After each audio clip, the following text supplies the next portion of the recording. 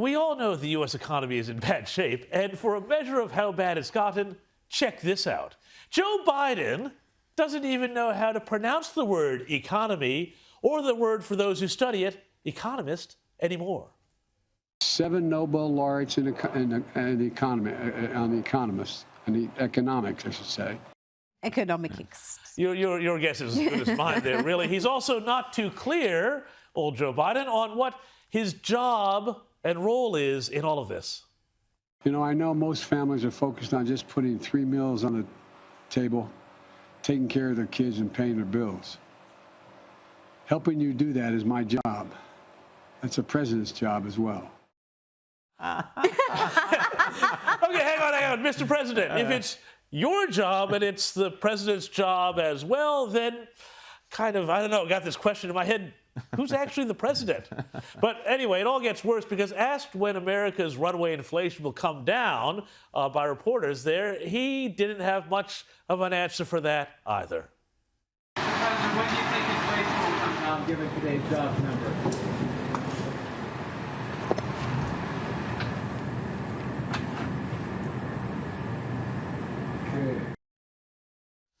Yep, just take a seat there like you're just riding on the bus there, old Joe. Those were some highlights from Joe Biden talking about the listen, Jack, the money thing. Actually, he was signing a bill to act on COVID-19 fraud, though that legislation still leaves Fauci walking the streets. Go figure, yesterday in Washington. But if you want a real measure of how the U.S. economy is going and just how far the country is from recovery, don't just look at the figures. Instead, look at the media and how they're trying to still cover for him. A great example of this came in last month in where else? Well, the New York Times, the once great newspaper that has lately found a market playing on the neuroses of angry, overprivileged suburbanites with "in this house we believe in science" yard signs on their front lawns.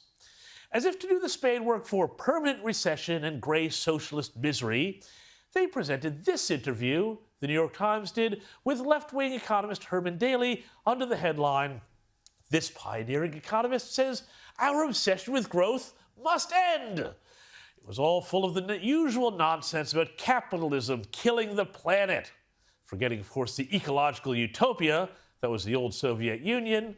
But it was very much of a piece with other New York Times anti-growth propaganda, such as this piece, which suggested one great side effect of inflation would be that it would drive more people to stop eating meat. Yeah.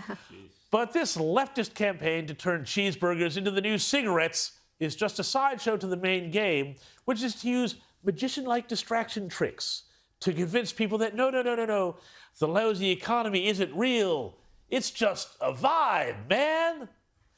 Meet Kyla Scanlon, a 20-something economics influencer. Yes, there is such a thing, who has been given space in the New York Times to tell us that the recession is all in Americans' heads. Gaslighting much? The New York Times has given Scanlon space to claim that America is in a vibe session, joining the cavalcade of recession deniers who say that a recession actually no longer means 2 consecutive quarters of economic shrinkage. Who knows, maybe it was in a pool. Scanlon writes, "There is no recession yet. Right now we are in a vibe session of sorts, a period of declining expectations that people are feeling on both real-world worries and past experiences," unquote. Yeah, man, it's all about the vibe. This is, of course, a phenomenon we see all over the world when the left is in power. The bad economy is just a thing that happens, and anyway, who needs to do all that square stuff like pay bills or be prosperous, right? It's why New Zealand, whose economy has fallen into the doldrums under Jacinda Ardern, implemented a well-being budget, and why Australia under Labour, where interest rates and inflation are now moving at a gallop, is about to do the same. But really, in the end, who knew that Australia's great cinematic lawyer, Dennis Denuto, made famous in the classic movie The Castle, had become an economist? What section of the Constitution has been breached? Section? What section? There is no one section. It's just the vibe of the thing. It's all part of it. This is what I'm getting at. That's my point. It's the vibe of it. Inflation, interest rates, it's all just the vibe of the thing.